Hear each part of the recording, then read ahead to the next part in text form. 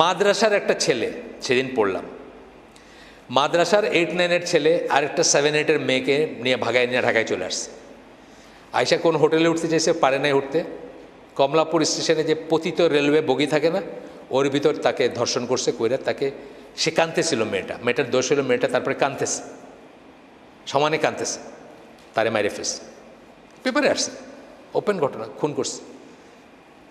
এই ইনস্টিংক্টের জন্যই তো করছে, এই কাজটার জন্য করছে না।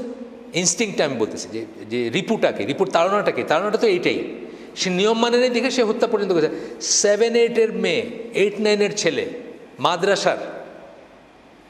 চিন্তা করে দেখেন আপনি, তাহলে অন্য যারা যা করতেছে বা আরও যারা উন্নত শ্রেণীর, উন্নত টাকা পয়সা আছে, উন্নত শিক্ষা দীক্ষা আছে, তাদের কথা তো আছেই।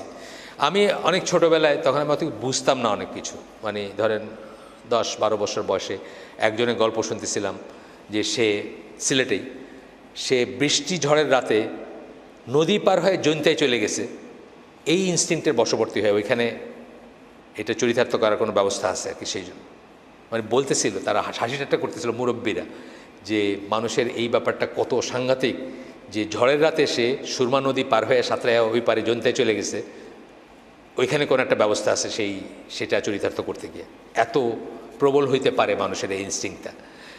আপনি পশুকুলের ভিতরে দেখবেন, আমার একটা ঘটনা মনে আছে যে একটা ছাগল খুব ভ্যাঁ ভ্যাঁ করতেছে, তো এক নাতি তার নানিকে জিজ্ঞেস করছে যে এটা এত চিৎকার করতেছে কেন, তো নানি বলতেছে যে এটার বিয়ের সময় হয়েছে। পশুকুলের ভিতরে এটা আছে, মানুষের ভিতরে খালি এটা নিয়ে রাগঢাক আছে।